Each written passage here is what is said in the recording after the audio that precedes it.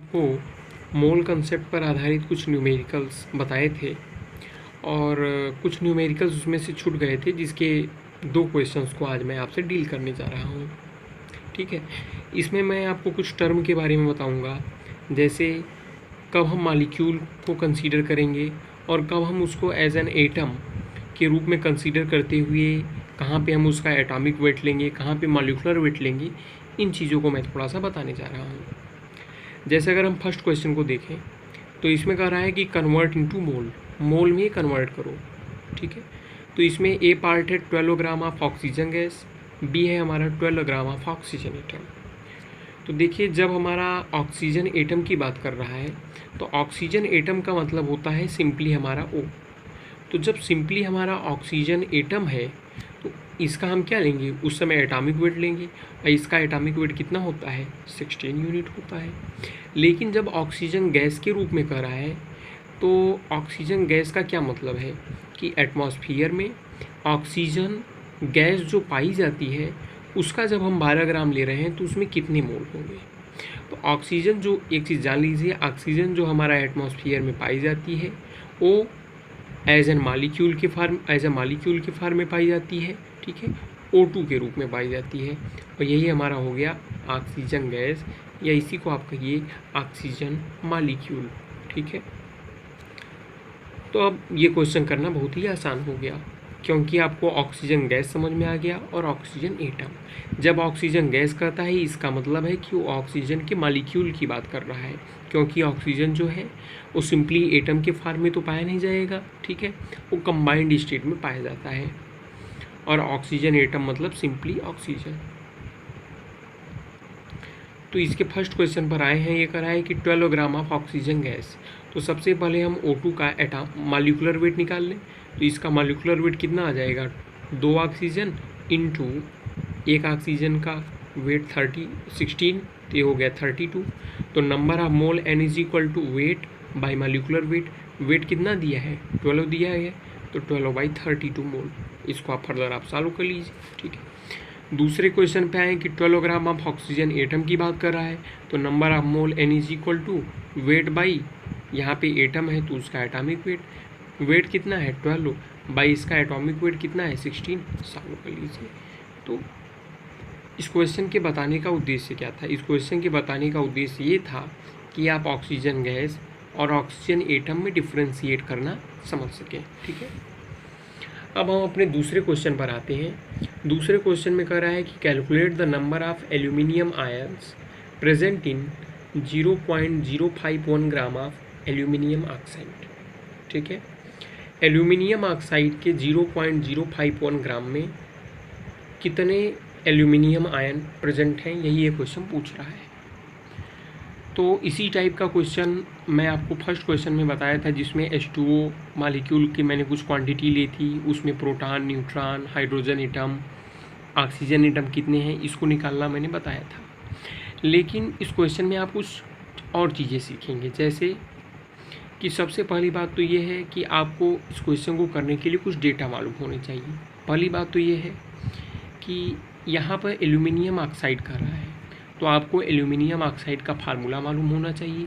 फिर number of mole calculate करने के लिए, चूँकि ये वेट दिया गया है तो उसको मोल में कन्वर्ट करेंगे।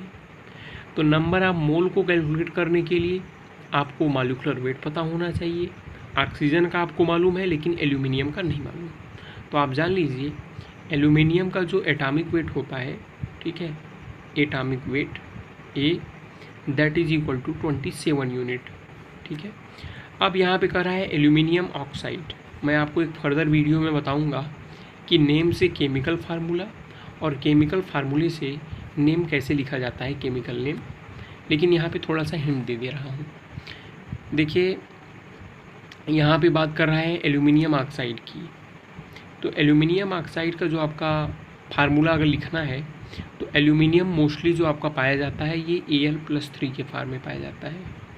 तो आप इसको लिख लीजिए, एल्यूमिनियम Al+3। ऑक्साइड है तो ऑक्साइड आपका O पर -2 होता है। अब जब आपको फार्मूला लिखना है तो कैटायन के ऊपर जो पॉजिटिव है उसको यहाँ पे लिख दीजिए एनायन वाले पर। ठीक है, कैटायन मतलब जिस पे पॉजिटिव चार्ज हो, एनायन मतलब जिस पर निगेटिव चार्ज हो।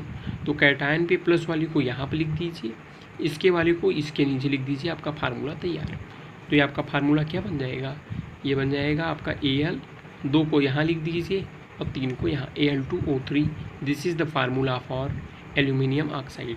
जैसे मान लीजिए मैग्नीशियम हाइड्रोक्साइड का आपको फार्मूला लिखना है, तो देखिए मैग्नीशियम का जो पाया जाएगा मैग्नीशियम, वो हमारा Mg+2 के फॉर्म में पाया जाता है।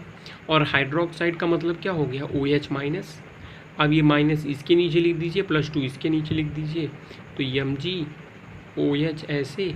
चूँकि यहाँ पे अगर एक रहता तो जैसे हम यहाँ पे लिखे हैं वैसे लिख देते, लेकिन यहाँ पे 2 है तो ब्रैकेट लगा के ऐसे कर दिए। This is the formula for magnesium hydroxide, और ये आपका एल्यूमिनियम ऑक्साइड का फार्मूला है। तो अब ये देखिए Al2O3 एल्यूमिनियम ऑक्साइड का हो गया फार्मूला। इसका 0.051 ग्राम लिया गया है, तो उसमें कितने एल्यूमिनियम है। तो जब आप इस क्वेश्चन को पढ़ रहे हैं तो क्या आइडिया आपके सामने बनना चाहिए। अब हम यहाँ तक आ गए हैं, तो सबसे पहले हम ये करें कि ये जो 0.051 ग्राम एल्यूमिनियम ऑक्साइड की क्वांटिटी दी गई है, इसको मोल में कन्वर्ट कर लें। मोल में कन्वर्ट करने के बाद उसको नंबर ऑफ मॉलिक्यूल में कन्वर्ट कर लें, और एक मॉलिक्यूल में जितने एल्यूमिनियम हों तो उतने मॉलिक्यूल में हम निकाल सकते हैं। तो देखिए क्वेश्चन ईजी हो गया। तो सबसे पहले इसका मॉलिक्यूलर वेट निकाल लीजिए।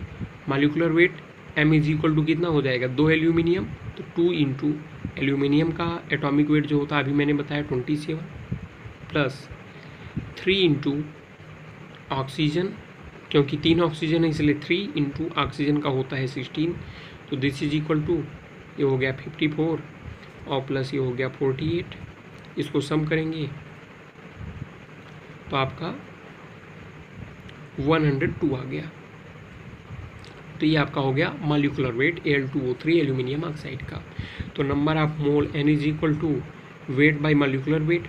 वेट कितना दिया गया है, 0.051 ग्राम बाय 102। अब देखिए इसको आपको सॉल्व करना है, कुछ लोगों को दिक्कत आ सकती है, तो इसको आप सिंपली पहले एज अ होल के रूप में कन्वर्ट कर लीजिए।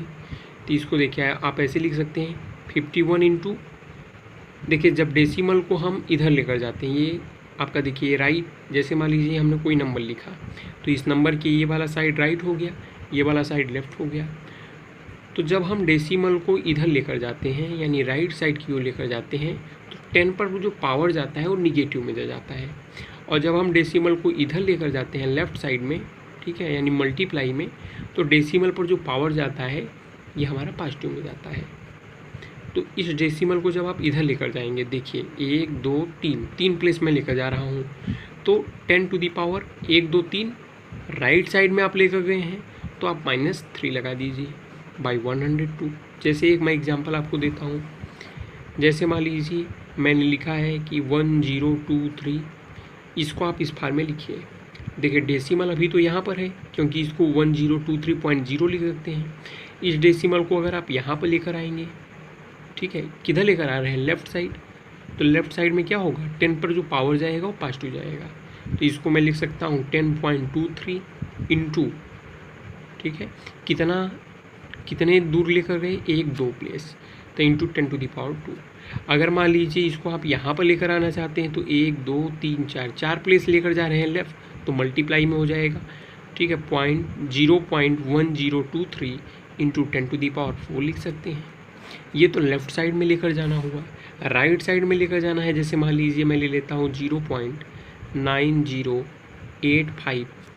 अगर इस डेसिमल को मैं इधर लेकर जाना चाहता हूँ 90 के आगे, तो इसको मैं लिख सकता हूँ 90.85 इंटू कितने प्लेस मैं राइट साइड में लेकर गया हूँ, 1 2 प्लेस, तो इंटू 10 टू दी पावर -2। मान लीजिए मैं 5 के बाद लेकर जाना चाहता हूँ 9085 इंटू कितने प्लेस मैंने राइट लेकर गया है, 1 2 3 4 इंटू 10 टू दी पावर -4। मान लीजिए 5 के आगे एक 0 में लेकर उधर लेकर जाना चाहता हूँ, 90850 इंटू 1 2 3 4 और एक 0 आ गया यानी 5, तो इंटू 10 टू दी पावर -5।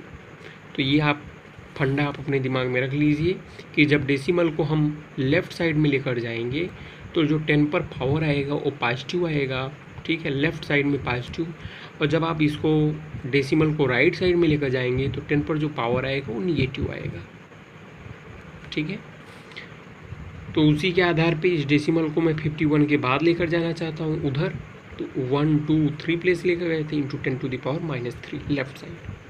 अब देखिए ऐसा मैंने क्यों किया, जिससे मेरा कैलकुलेशन ईजी हो जाए। ये 51, ये 102, तब 51 1 जा 1, ये 2 हो गया, ये हो गया 0.5, इसको डिवाइड करेंगे 1/2 तो 0.5 इंटू 10⁻³ अब 0.5 को मैं थोड़ा सही से लिखना चाहता हूँ, डेसिमल को मैं उधर लेकर जाऊँ तो इंटू इसको मैं क्या लिख सकता हूँ 10⁻⁻1 इंटू 10⁻⁻3, ठीक है, लिख सकता हूँ ना इसी के आधार पे, क्योंकि डेसिमल को मैं लेफ़्ट साइड में राइट साइड में लेकर जा रहा हूँ, यहाँ पर भी राइट लेकर गया था, तो इसलिए 10 पर पावर निगेटिव आ गया। अब देखिए बेस क्या है, यहाँ पर सेम है, तो पावर हमारे ऐड हो जाएंगे, तो 5 इंटू 10⁻⁻1 प्लस -3। अब इसको आप ऐड करना जानते हैं, ये हो जाएगा 5 इंटू 10⁻, प्लस माइनस का मल्टीप्लाई माइनस, तो -1 -3, this is equal to 5 into 10⁻⁻5 4 mole.